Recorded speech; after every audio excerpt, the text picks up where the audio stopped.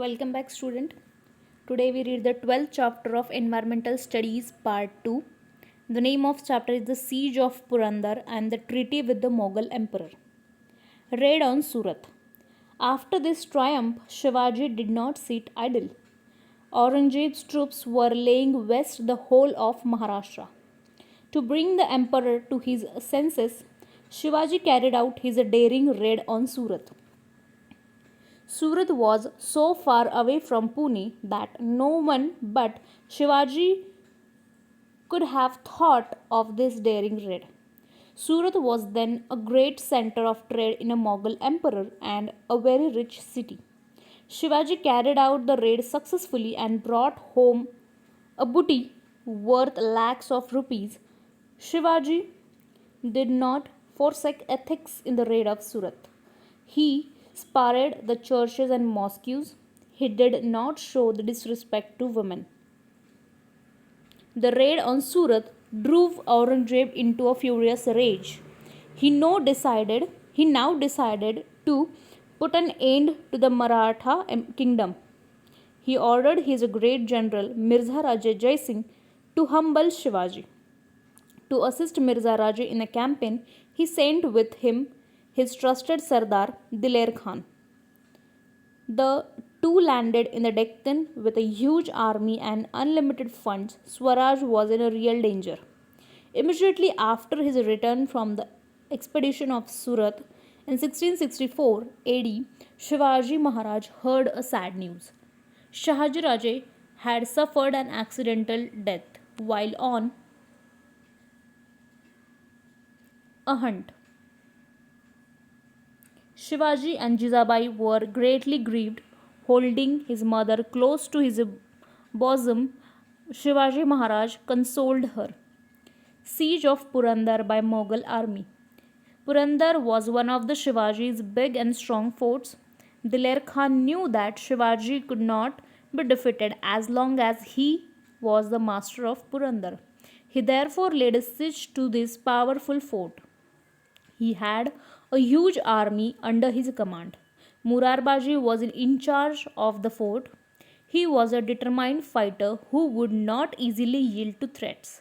He was also supported by a brave troops. With their help, Murarbaji decided to defend the fort.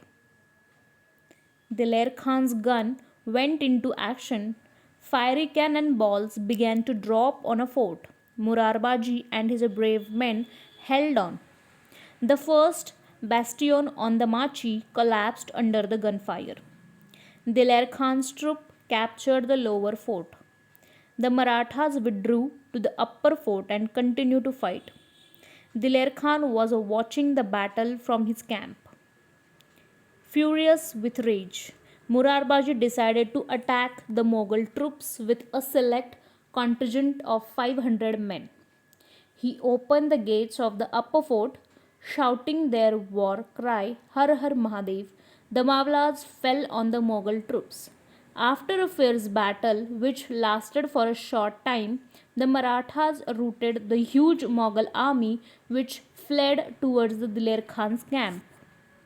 Murarbaji followed them in hot pursuit. With his troops, he entered the camp of Diler Khan and wrought havoc there.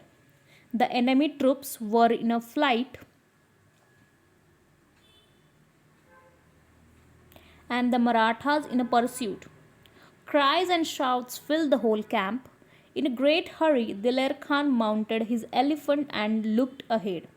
There was a Murarbaji hacking the soldiers to pieces. His sword moved like a lightning, cut throats, broke heads, and pierced the hearts of the enemy. No one could stop him or hold him in a check.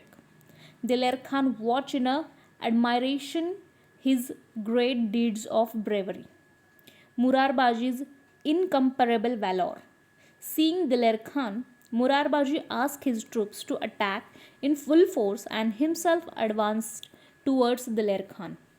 Whoever tried to obstruct him was cut to pieces. The Mughal troops at last surrounded Murarbaji on all sides. Just then Diler Khan shouted, Wait! Hold!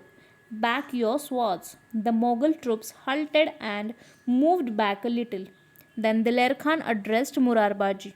Until now, I have not seen a swordsman like you. You come over to our side.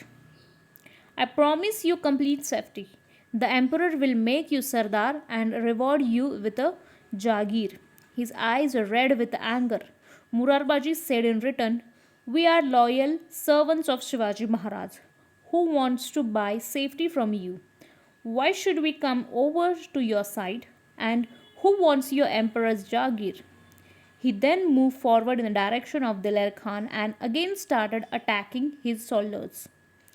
Diler Khan, who was seated in a howdah on the elephant's back, released an arrow which pierced the Murarbaji's neck. Murarbaji fell to the ground.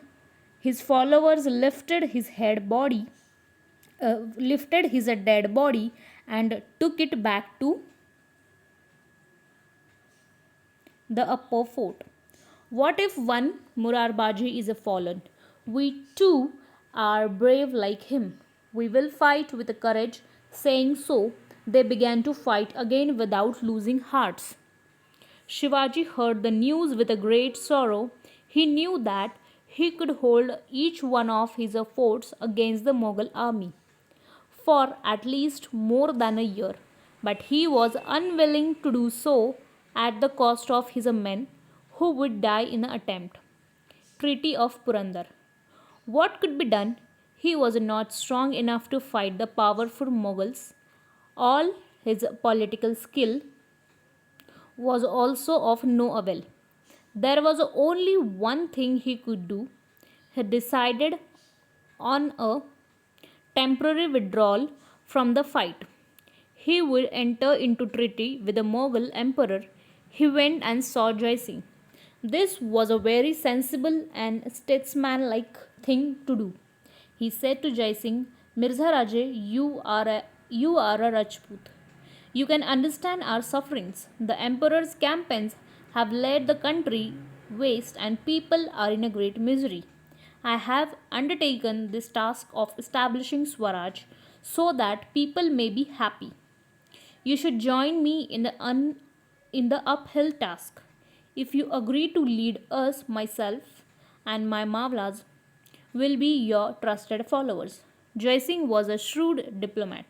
He persuaded Shivaji to sign a treaty of peace with the emperor. Shivaji signed the treaty, and according to these terms, 23 forts and a territory with a revenue of 4 lakh horns, a gold coin, were to be handed over to the emperor. The Treaty of Purandar was signed in 1665. After the treaty was signed, Jai Singh suggested to Shivaji that he should go to Agra and see the emperor. He also guaranteed Shivaji's a safe return. Shivaji thought over the suggestion. He knew that the emperor could not be trusted. He had proved treacherous to his own brothers. But in the end, Shivaji decided to take the risk and face the situation as cautiously as he could. He informed Jai Singh that he was willing to go to Agra to meet the emperor. Okay, thank you.